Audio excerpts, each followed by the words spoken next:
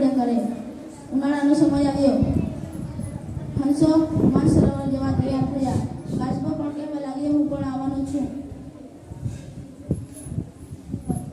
હંસોએ કહ્યું, તને તો ઉડતા આવડતું નથી. કાચબો કહેવા લાગ્યો, હવે તો આપણે દોસ્તી કરી લીધી છે.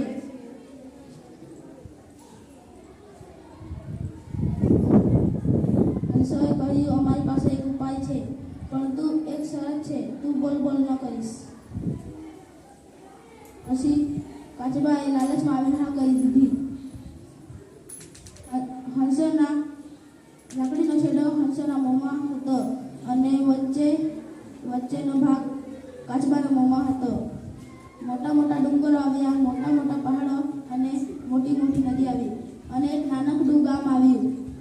તે ગામના લોકો કાચબાને ઉડતા જોઈને મજાક બનાવવા લાગ્યા. કાચબાને થયું કે કશું લોકોને કહેવાય. તે જેમ બોલ્યો તેમ તૂટી પડ્યો. બોધ છે, કામ વગરનું કોઈ વખતે બોલ કરવું આપણને મુશ્કેલીમાં મૂકી દે છે. સાંભળે કરે. ઉનાળાનો સમય આવ્યો. હંસો માનસરોવર જવા તૈયાર થયા. કાચબો પણ કહેવા લાગ્યો, હું પણ આવવાનો છું. હંસોએ કહ્યું, તને તો ઉડતા આવડતું નથી. કાચબો કહેવા લાગ્યો, હવે તો આપણે દોસ્તી કરી લીધી છે.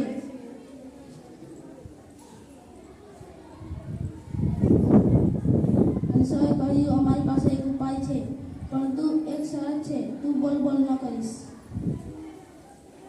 પછી કાચબાએ લાલચમાં આવીને હા કરી દીધી. હંસોના લાકડીનો છેડો હંસોના મોંમાં હતો અને વચ્ચેનો ભાગ કાચબાના મોંમાં હતો. મોટા મોટા ડુંગરો આવ્યા, મોટા મોટા પહાડો અને મોટી મોટી નદી આવી અને એક નાનકડું ગામ આવ્યું. તે ગામના લોકો કાચબાને ઉડતા જોઈને મજાક બનાવવા લાગ્યા. કાચબાને થયું કે કશું લોકોને કહેવાય. તે જેમ બોલ્યો તેમ તૂટી પડ્યો.